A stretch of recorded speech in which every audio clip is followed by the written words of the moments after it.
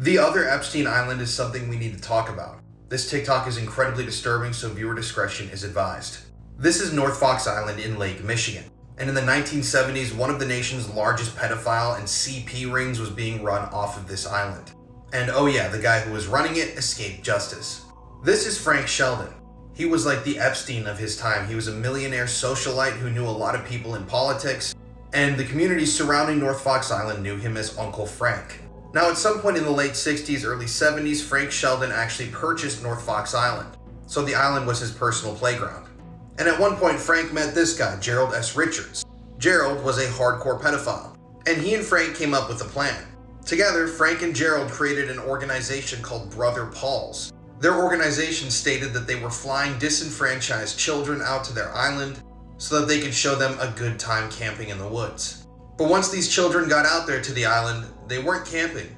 Almost immediately, they were forced to remove all clothing. Some of the boys were then assaulted on camera, and there are rumors that some of these children never made it off of the island. I will say here that the FBI has never thoroughly searched the island. They've never brought cadaver dogs out there, ground penetrating radar, so it's unknown if there are bodies buried out there. This man's name is Adam Starchild. He was a pedophile lawyer who helped Frank and Gerald organize their organization. And together, they organized this thing so that they would get tax breaks from the government. That's right, Francis Sheldon was paid by the United States government to take children out to this island. It's almost like foster care, where parents are given tax breaks and other financial incentives to help these children out. That's what was happening here with Frank. But once these kids got to the island, it was literally hell on earth. It's unknown exactly who in all visited this island during the ring's operation. That's because, according to the FBI, all of their information on North Fox Island was lost in a flood. I'm not kidding, you can Google that, that is their real excuse.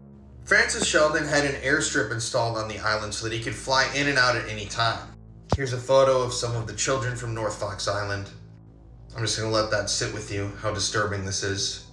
But at one point, a few brave children began telling their parents about what was happening on North Fox Island. This was after dozens, hundreds of children had been abused.